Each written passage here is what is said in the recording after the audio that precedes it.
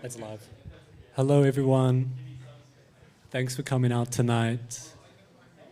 It's the first physical event in Trust since March 2020, so lovely to have you all here. And thanks, Francis, for your really lovely presentation. We're going to play the game now. So I'm Shenla. I worked on the design and art direction and some of the development with Francis, and we're joined by Chiara as well. Yeah, hi everyone, I'm Chiara. I worked on the reading group that kind of framed some of the questions that for the developing of the game. And that was, around a year ago. So I was very pleased to see how the game developed and very proud of that. So yeah, let's start playing. Yeah, we're just going to start a new game.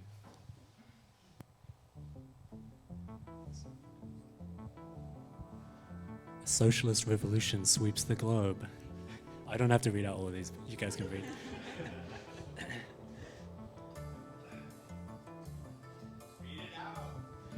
Read it out? Okay. The regions of the world united to establish Gosplant, a global planning authority. Gosplant was tasked with undoing the myriad harms that centuries of capitalism had unleashed on the planet and its people. You have been elected as Gosplant's first planner. It's your duty to bring warming to below 1 degree Celsius, extinction rate to below 20, and emissions to below 0 while there's still time. You must do so without letting people's contentedness dip below 0. Otherwise, they will vote you out of office. And you must do so without letting your political capital dip below 0. Otherwise, your adversaries may take the opportunity to replace you. It's a sunny day in Havana where the first planning session will take place. So this is a little introduction to the first planning cycle.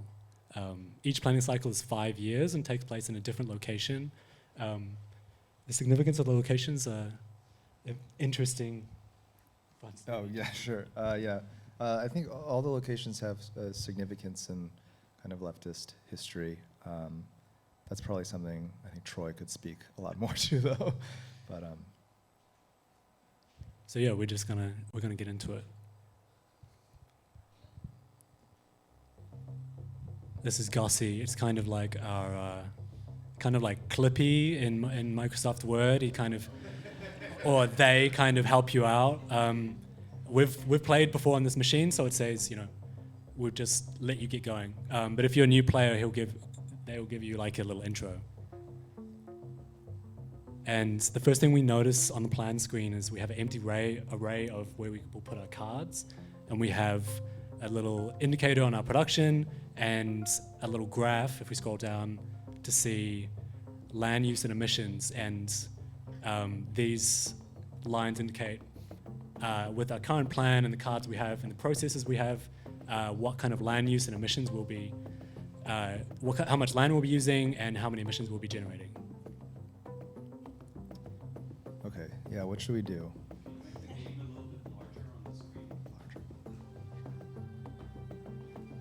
And at the top we can see we have 100 political capital. Biodiversity pressure indicated by the skull is not looking so hot. All these starting conditions are modeled after current data. We did originally have an idea where you could have an easy mode where you could start in 1990 and get a bit of a head start, but it proved to be, and a hard mode where you'd start in like 2030, but it proved to be a little bit complicated to get all of the information for that.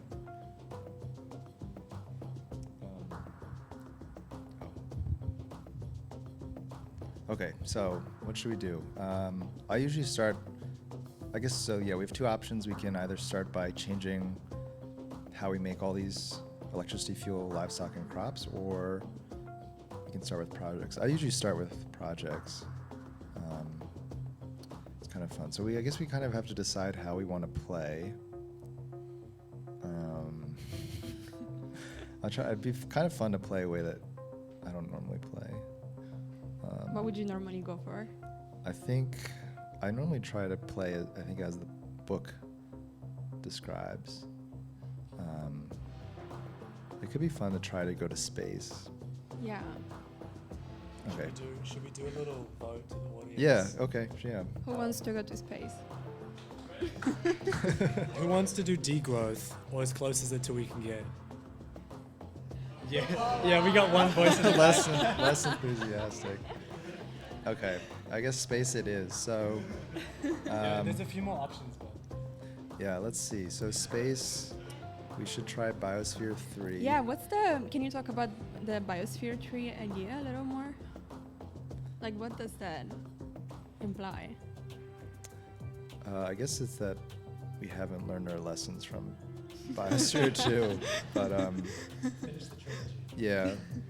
I mean, in our case, basically, what's the thing? I think the game includes a lot of paths that are sort of dead ends. I don't want to spoil too much, but in our case here, Biosphere 3, whether or not it succeeds as like a replication of the biosphere or not, it might give us some insight to help develop a space colony. I think Biosphere 2 actually was part of the business plan for it eventually to be a space colony technology or something. But Yeah, I think so. I think it was developed for that, and I think Steve Bannon and others also invested in that because of that reason. So well, there's no Steve Bannon in our utopia, so maybe we can try SETI as well. yeah, Try to contact that's good. aliens. So yeah, so when we scan the card, basically, we have these research points that are added, and each research point costs us some political capital. So if we want to accelerate this, we can dump a bunch of research points into it. I think here maybe 5 years is about as good as we'll get. What do we do for Biosphere? 12 years. Maybe let's see if we can accelerate that. Okay, 9 years maybe. Tell us the difference between research, infrastructure, and policies. Oh yeah, sure. Yeah. So that was the research pane. Here's the infrastructure project. So I don't know if there's anything space related at the start here, but these are like large scale projects that we can build. I don't know what would help us get to space. See, if we want to go to space, we can kind of just ignore all the other problems on Earth. Yeah, we have to conserve our political capital. We can't spend it on other things. So what's the most strategic? Because we need to balance the kind of going to space with something that's a bit more. Right. Yeah. Right. Well, we could do cloud brightening as an accelerationist, and then we have a bit of a get out of jail free card. Oh, if yeah. the temperature gets too high. Yeah, let's try to lower the temperature. We'll buy ourselves some more time. Because space takes a long time to get to, so. Okay, so that's infrastructure. And then the last one is policies. So these are much faster. Usually it's just like, a stroke of the pen. Oh gosh, what should we do? Maybe the accelerationist. Oh yeah, what is the, so we could do deep sea mining, I guess. We'll need more metals to get this. It's awful. And we can also, well, let's see. Our political capital is very low, so maybe maybe we should hold off on other things at this moment. The other thing we can do is look at changing production. So maybe we can go in on nuclear. That's what the accelerationists want. So in the cards here, you can see what parties are in favor and against. So here, the accelerationist is in favor of nuclear power. We'll upset the utopian if we do that, though. But maybe we can, switch our coal. Really? Yeah, I mean, we don't have to. No, okay. Do you want to keep coal? We'll keep a few. Okay, yeah, we'll keep a Yeah. fuel. We can't get rid of it just yet. Yeah.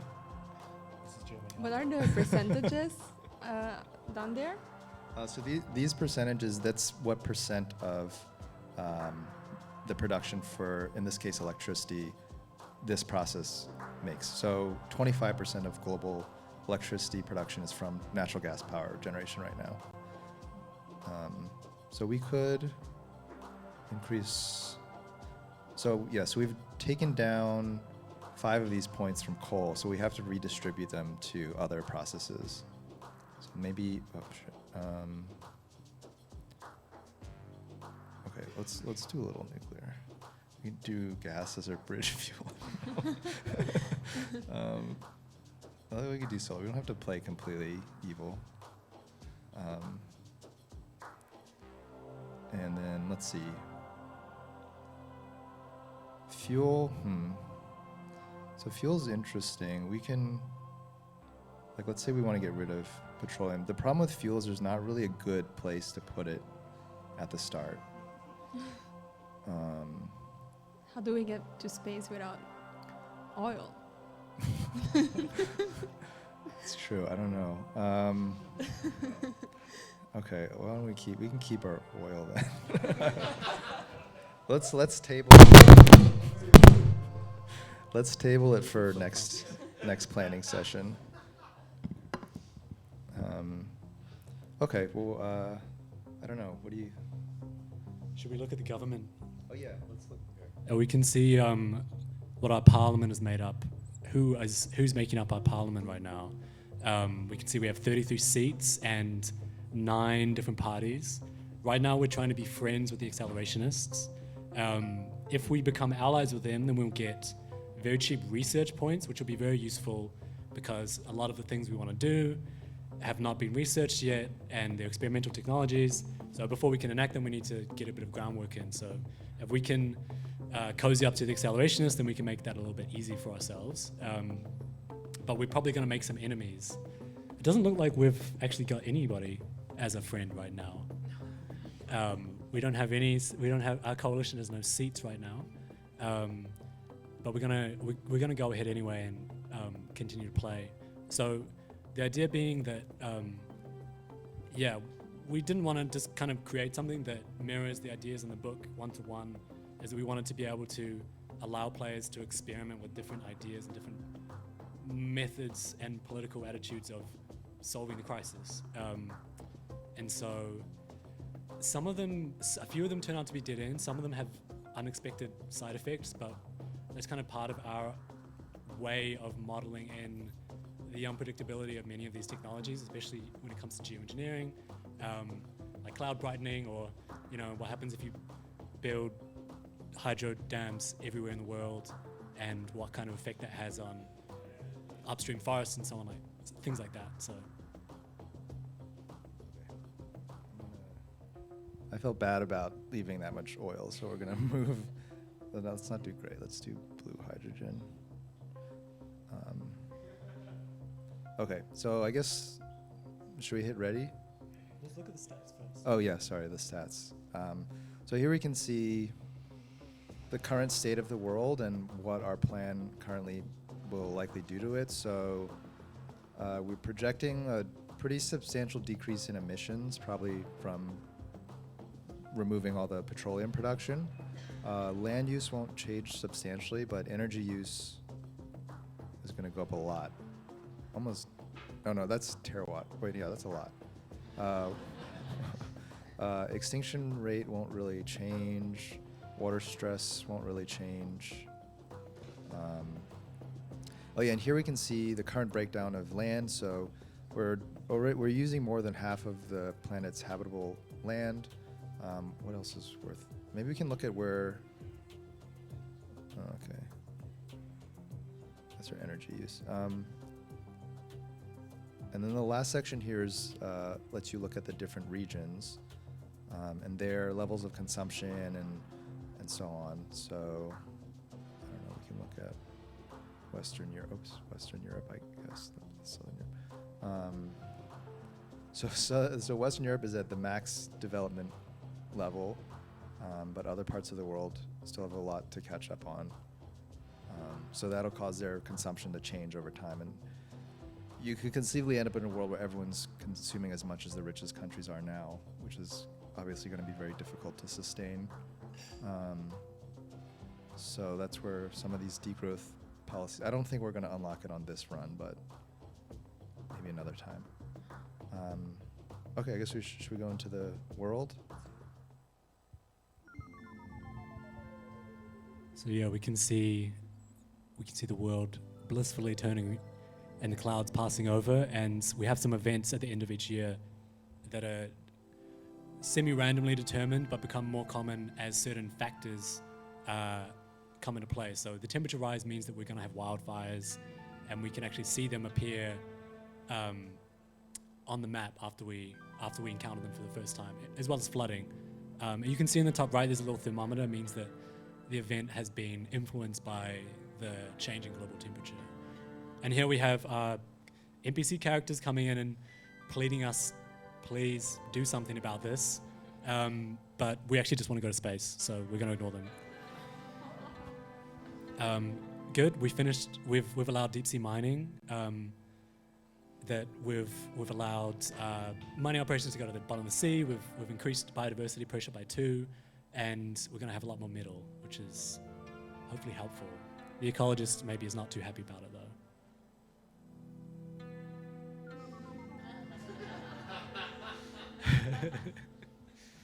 And now at the end of our 5-year planning cycle, well, 3 years for the beginning, we can see that our political capital has changed net negative by a small amount. Emissions have gone up in the short term, extinction rate has stayed the same. People are mad at us a little bit, and the temperature has gone up quite a lot. So we also get a breakdown of all the things that happen in the cycle, and then we can move into the second planning phase. I think we've already lost. Our friend Gossi is telling us that we've run out of political capital. But wait, the hero is here.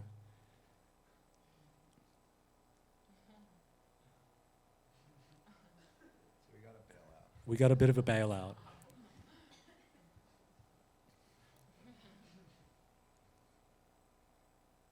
And so we get 50 political capital to play with to see if we can salvage our run, which at this point we still have 57 years to get through, and we can see that our projects are still going underway. A lot of these bigger research projects that require that you need to get to space and do this kind of high-tech acceleration of stuff, they take quite a long time.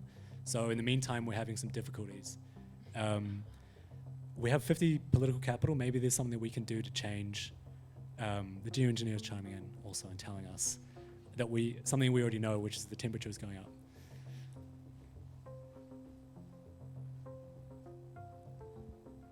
Yeah, so maybe so basically, yeah, if the temperature goes up, you lose political capital. If people get unhappy, you lose political capital.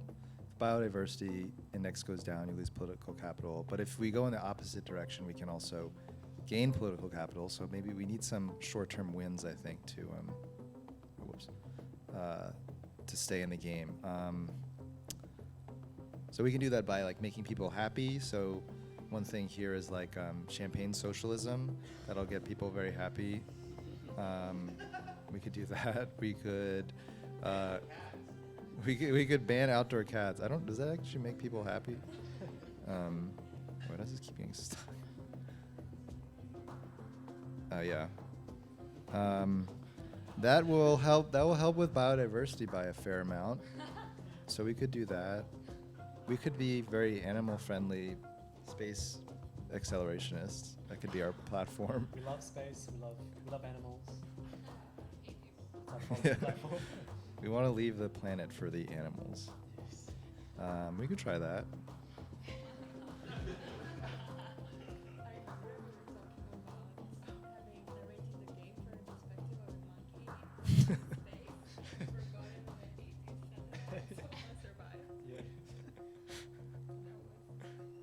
Oh man, we should add that. Should we do the accelerationist curriculum, and then we can Oh, yeah. a little bit more in this school of thought. That's right. So now once this completes, we can do the space elevator project. I think it'll greatly reduce the amount of work it takes to get our other space-related projects going. Yeah, we could also do factory farming reform. Actually, the accelerationist doesn't like this. Oh. Okay. We can also force people to work a lot more if we want to get to space faster, but it's very unpopular, as you can imagine. I don't know. Can we salvage this? Well, things like, expanding recycling, that makes people really happy, and that's pretty easy to do. And it helps with biodiversity. That seems like a pretty clear win. So if we make this so that it happens in 5 years, it should be ready by the next planning cycle, maybe 4 years just to be safe. Oh shit. No, we have very low political capital again. Do we want to put all...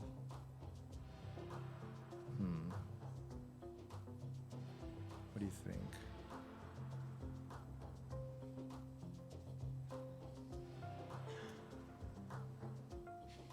I think indigenous sovereignties will be That one's done in one That one's planning quick. cycle. We can just put a few points in there.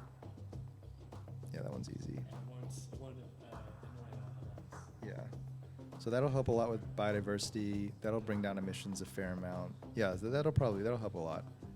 And then also there's a delay too, because the stats here, they project, well actually, what happened to emissions? Oh my God.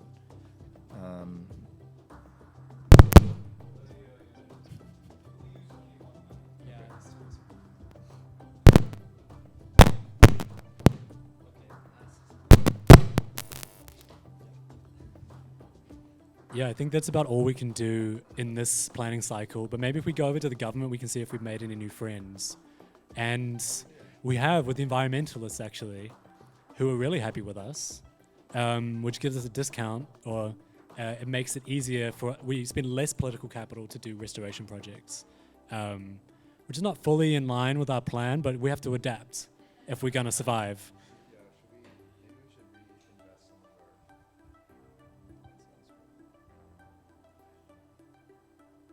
I think they really liked the outdoor cats policy.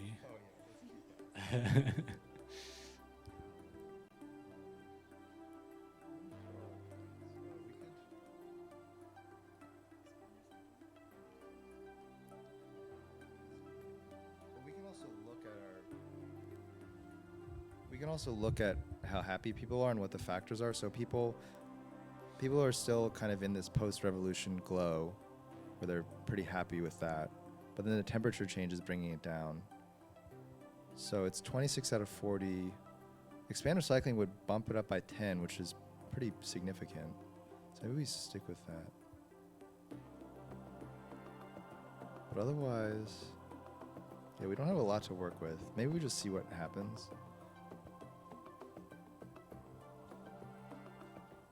Okay. Okay, that's not good.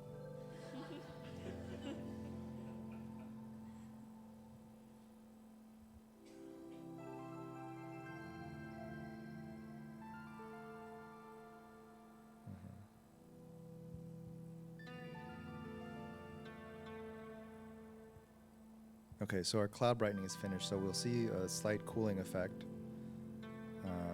And we can do solar radiation management if we want, which is a much stronger version. Search for extraterrestrial life completed. There's people are a little bit happy about that, but we haven't made contact with anyone, so it's maybe not the best use of our resources. Okay, that's not good.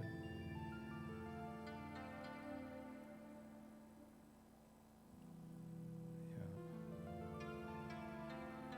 Okay.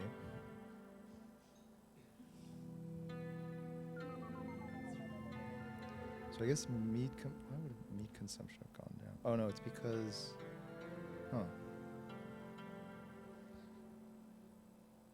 So we have, I guess meat consumption went down. We have all these extra animals, and we can decide what to do with them. Do we create public sanctuaries for them, this last generation of livestock, or do we throw a series of feasts? don't know. Yeah, feast or a nice little petting zoo. Okay. Wow.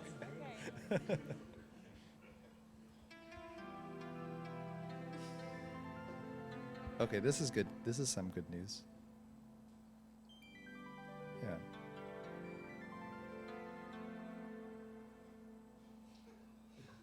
There you go. Oops. Okay, so we're starting to.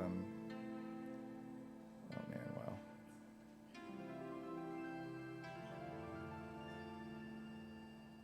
Yeah. Okay. I think we haven't done a lot to mitigate potential disasters, so things might get quite hairy, but that's okay. We're still going to space. That's all right. Okay, these are our policies that have come into effect after one planning cycle. So we've unlocked Space Elevator Project. We've unlocked some extra production, which will make people happy, and people are a little bit happier. You know, they're seeing something happen. Our children become Prometheans of tomorrow. That's right. But yes, the emissions have gone up a lot while this has been happening, and I don't think the hero can bail us out this time. Although people are a bit happier and the temperature has gone down, but the extinction rate is awful. We're reaching the maximum extinction rate. And yeah, if you scroll down, you can see there's some disasters as well that doesn't help. I'm sorry, planner, but your access rights to the Gauss plant planning interface have been revoked. You run out of political capital and lost backing of the members of parliament. They are replacing you with someone else. As you push through change after change, your political enemies conspired against you. They took the opportunity to oust you from power once you've exhausted all the political capital you had in parliament. Was the world getting better? It didn't matter to them. If only you could go back and try again.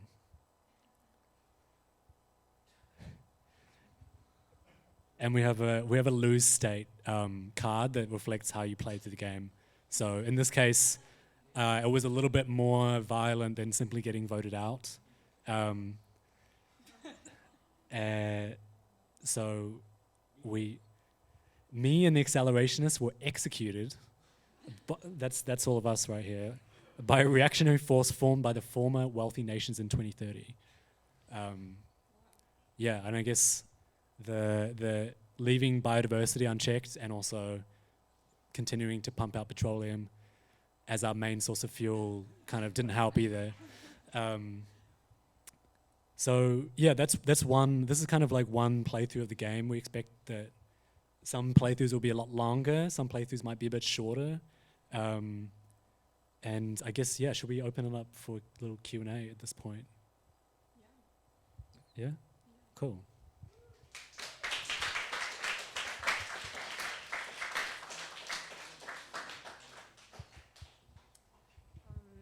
Yeah, if you have any questions, you can just shout them or come here and I'll repeat them. But yeah, I guess I have some questions we can start talking about. So we were talking, like you said during your presentation, Francis, a lot about this God view and the kind of sense of agency in the game.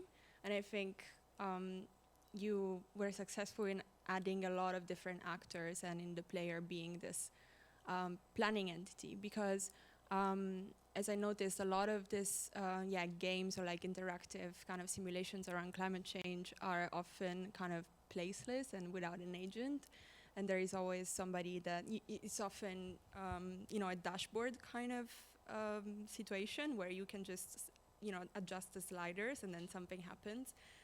But there is no question whether people will like it, whether you have political support and things like that. So I think it turned out really well in terms of balancing all these different agents. And I yeah, I wanted to ask like how was the process of like understanding what to include and what not, and how to characterize these different coalitions, which like they don't really map onto one-to-one on the existing political spectrum. So I don't know, like did you take it from the book, or like was there some kind of extra inputs from your side that what were the decisions that made you design these different actors? I think the actual factions that we ended up with were mostly driven by Troy, but they're mostly like, I guess they're mostly meant to represent all the kind of major strains in environmentalism and I don't know. I wish I could say more, but yeah. Yeah, I guess the factions kind of, some of them cover more extreme left positions. Some of them, like the consumerist, are really more of like a kind of like an NPC in some ways. Like they're just interested in like having a comfortable lifestyle. Early on, we also looked at like online political quizzes and like in what way the game might be able to mirror some of those decisions you make. Say, for example, like the 8 Values quiz, where you get a political spectrum kind of assigned to you after you answer a bunch of questions. And there's some other ones which are like, what flavor of leftist are you type thing.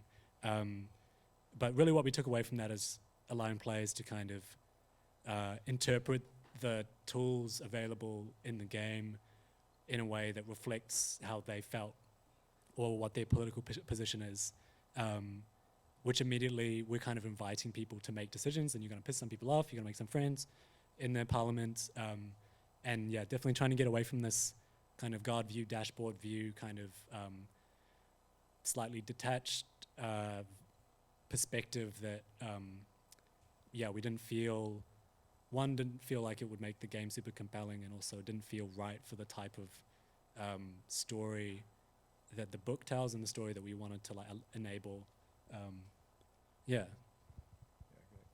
And also, just to add on to that, like I think part of the humor of the game too is that a lot of these factions are like internet leftist factions, and it's kind of funny to think that their arguing would like have substantial impact on like the course of the world in that way. So there's that, and then also kind of what Shalom was saying is that they also draw attention to like particular play styles. So I think if you're a new player and you're totally unfamiliar to the content and topic of the game, they give a bit of guidance as to like, well, these kind of ideas tend to be grouped together and you can try playing this way. So it's kind of a tutorial in some way too. Yeah, but it's also a caricature of a certain kind of political spectrum that's online, for example. I mean, there are many environmentalists who are pro-nuclear, for example, and that's not represented. So but I mean, yeah, of course you cannot represent all these nuances, but these caricatures were, I think the humor factor it's also very successful and important. Do you guys have any questions in the audience? Anyone? Oh. Should I come to the front? However you wish. Yeah.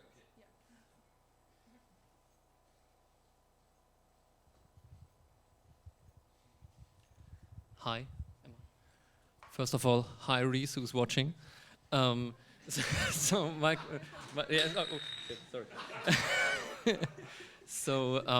my question, like to you as the game designers as well as to the authors, is in the book there is this conception of you draw out, you suggest a multiplicity of possible plans of like combinations of policies, technologies, etc. And in the game you have like, you make a plan, you're confronted with the consequences of that. Do you think like that, multiple playthroughs kind of like take on this function of, you make multiple plans, you suggest them, etc., because you don't have like, you suggest a plan and do people like, basically that, sorry, yeah. I don't know if I mentioned this in the talk, but there is one kind of narrative framing that I liked that we didn't go with in the end, but the idea was, and this was more appropriate, I think, when we were aiming for those much shorter playthroughs of like 5 or 10 minutes, where like you would play it, and then you would win or lose. You'd probably lose the first time after 10 minutes, and then there'd be this kind of interstitial narrative where you learn that you're a planner, and what you're playing was also a simulation, and you're basically, you're trying these different plans, and each plan is just your different attempt. So that, I think that was kind of where we wanted to go at one point. Yeah, I guess some of our favorite games that we looked at for this were really try, fail, repeat in terms of their gameplay. Like, for instance, Reigns, where playthroughs are very short and you're expected to continue to try different things until you reach an outcome that lets you play longer and gives you like more of the story.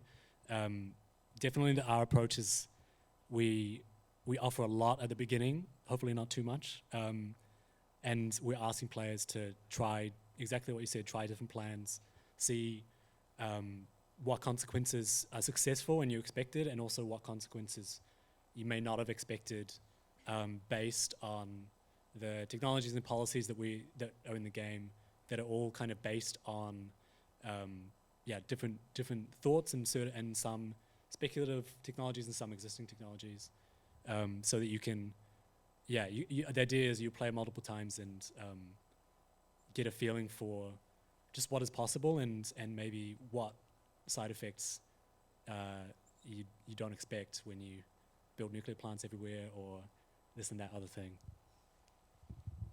Yeah, and I really appreciate the turn-based kind of planning also because it's closer to the kind of planning that happens, you know, when doing policy. It's not that you have like the plan, the master plan, and then you implement it, all of a sudden everything is great. You used to have that, I think, you know, before the Cold War, you know, if we really want to put a timestamp on that. And then after that, it was more about planning as an active verb and something that gets done over and over again, and it's recursive, and you have different simulations, and then you adapt your plan to that. And so, in a sense, I think it's also possibly a positive thing for, you know, the general audience to understand how planning works today. That is this recursive and kind of algorithmic action rather than we got the perfect Green New Deal and we can just keep on moving, you know, going on with our lives.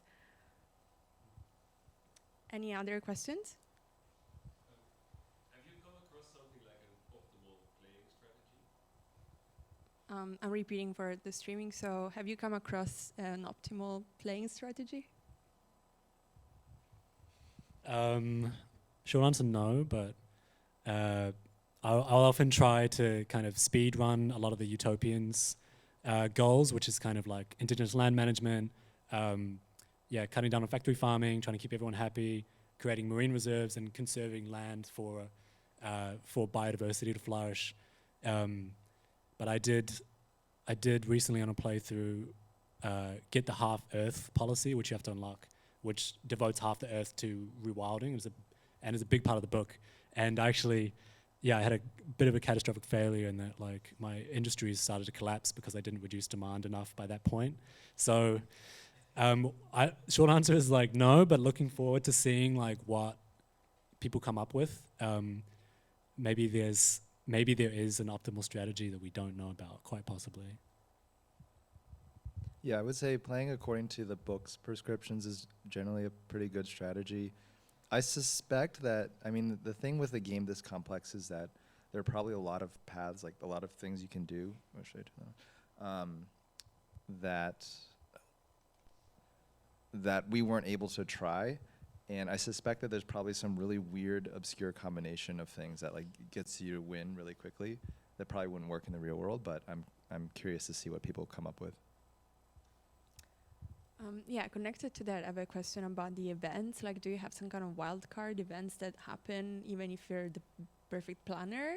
Or are they kind of correlated to, like, is there always causality between the decisions and the events? That's a good question. I mean, things will still happen.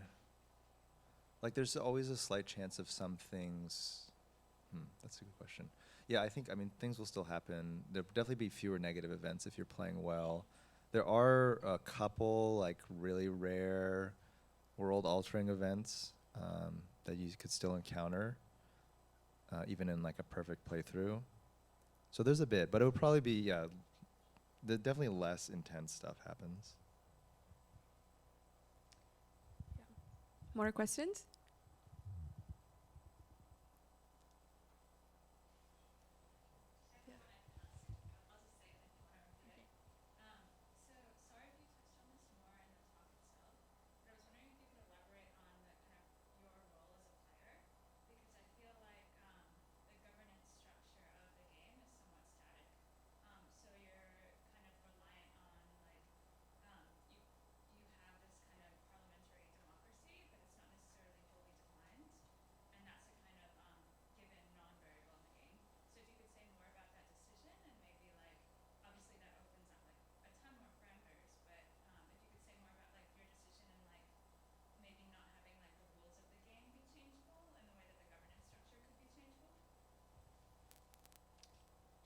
So, can you talk?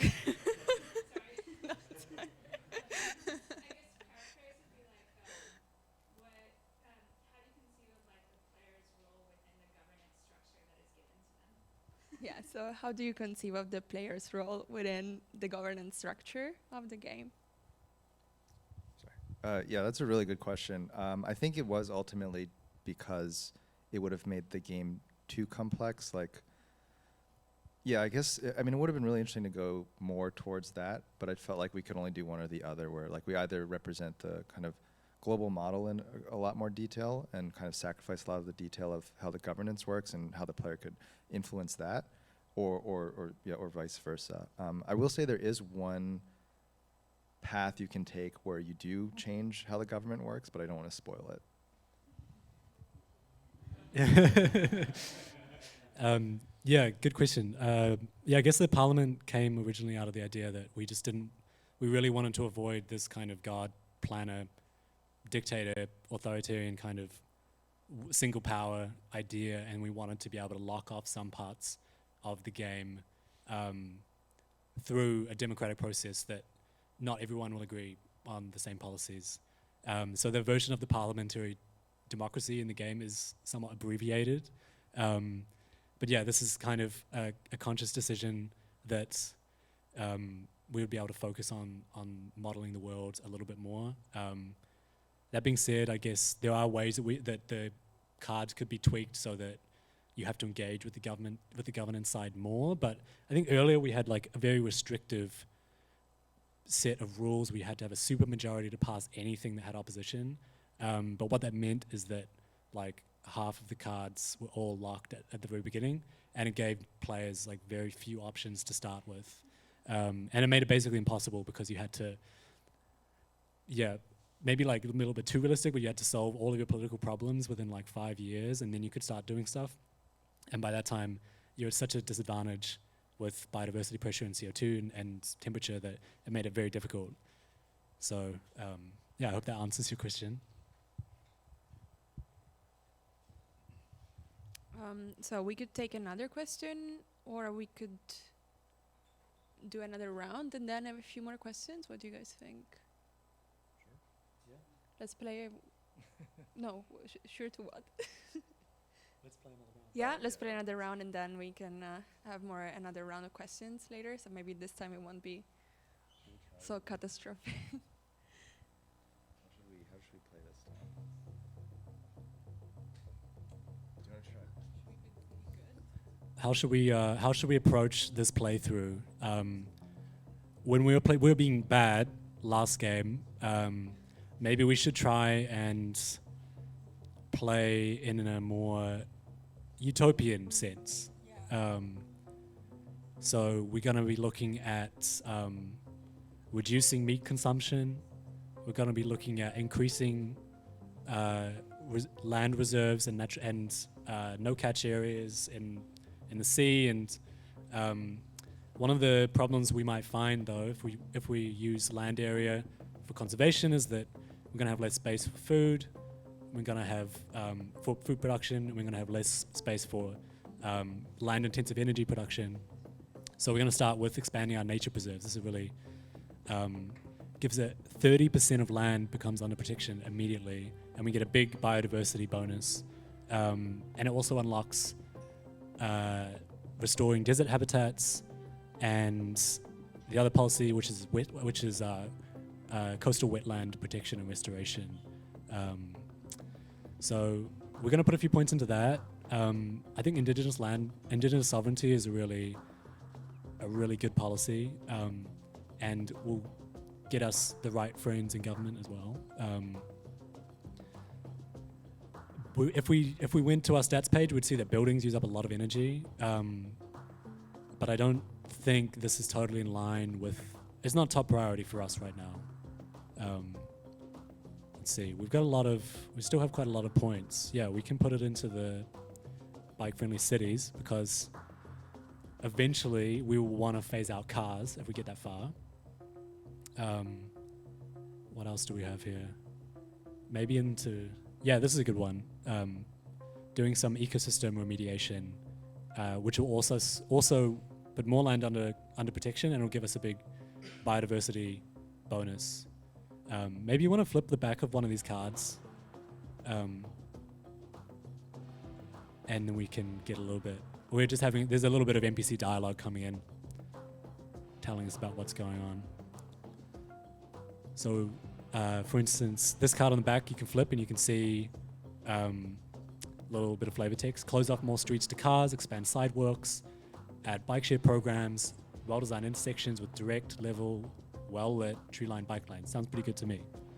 Maybe we'll go into the policies and we can get some stuff moving in the policies pretty fast, I think.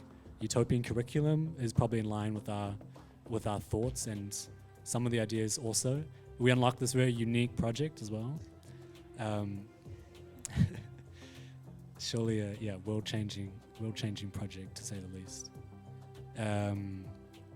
What else is in there? Yeah, universal family planning will also help us in the future.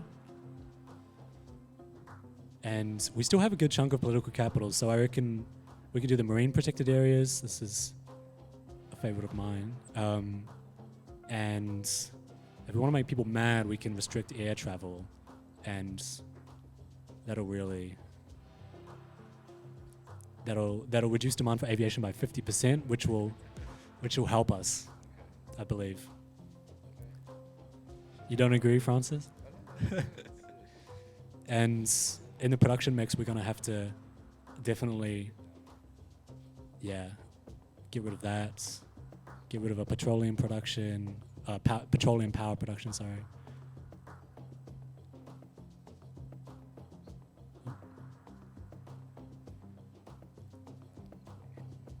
And we can also bring down coal. The more changes you do in the process production, the longer it'll take to implement. So right now, we might find it takes 2 planning cycles, i.e.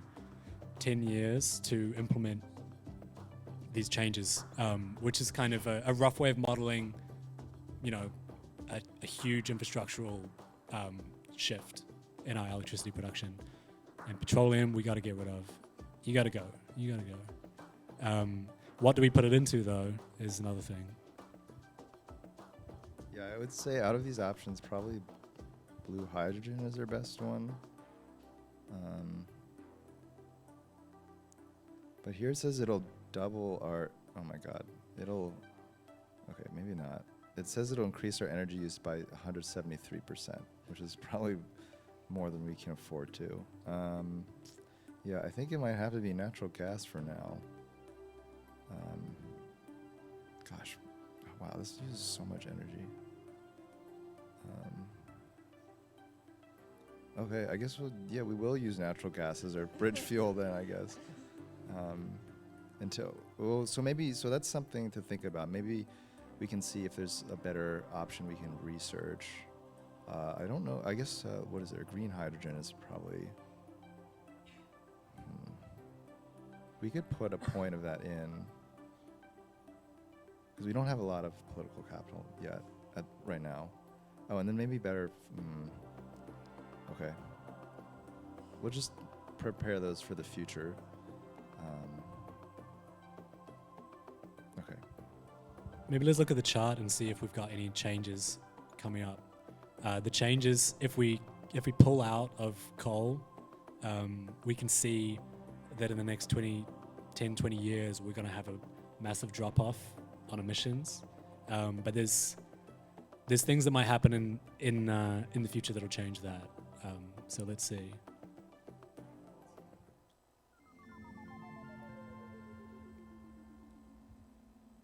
Okay, floods.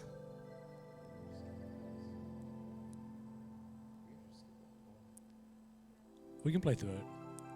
We've got some wildfires. These are pretty hard to avoid because the starting conditions make it extremely likely. So here's our policies coming in. The utopian. My recycling posters were inspired by Neurath's isotypes. Where would we be today without him? Good question. Universal family planning. Basic reproductive health care. Can't believe it took a literal revolution for that to happen. Marine protected areas. The cetaceans and the pinnipeds have been spotted. Good. And our consumerist isn't happy that they can't take the plane to Santorini today. Who doesn't like trains? Yeah. And we can see we're not doing too bad. We're breaking even, but that doesn't leave us with a lot of political capital to work with in the next planning cycle. So, yeah, mainly the temperature rise, people aren't happy. We've unlocked some new stuff. Oh yeah, the Eco-Socialist video game. So we could make that. We don't really have any political capital right now, which kind of sucks. So we can't really do anything. We might just have to wait until our other projects finish, which I think, based off of how we added points, most of them, it'll take like 2 more planning cycles, maybe. I guess for the sake of time, maybe we'll just zoom through and keep on going.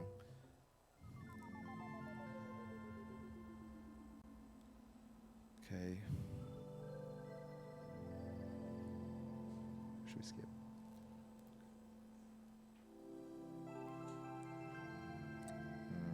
Okay.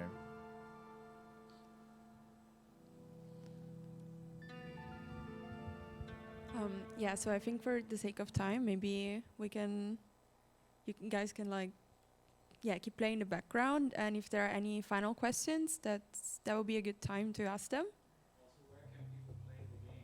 Oh, true. Where can people play the game?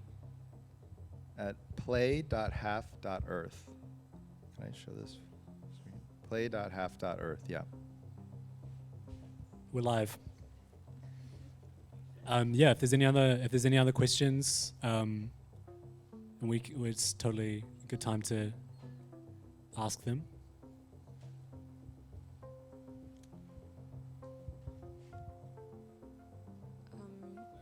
Yeah. You mentioned that you wanted to have this game mechanic where the challenges get harder as you progress. Was that something that's very naturally implemented? Or was that sort of intention with realistic solutions? Was the idea to have increasingly difficult challenges something that was designed, or something that you would imagine reflects reality? I think the way we saw the typical playthrough of the game is that the first few decades are the hardest. But once you get through that, if you've done well, then it starts to get easier over time. Yeah, I guess to add to that, if you're not doing too well with temperature rise and emissions and biodiversity loss, the world will become a more unstable place and you'll have more challenges. So in that respect, it is more kind of modeled more after our model of the world than it is necessarily a gameplay decision.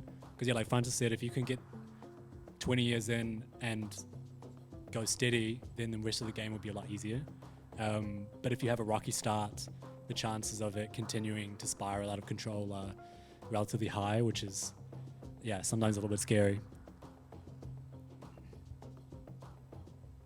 Okay, so I think it's a good time to, end the session. And thank you so much again for your presentation, Francis, and our playthrough. And I think, again, you did an amazing job.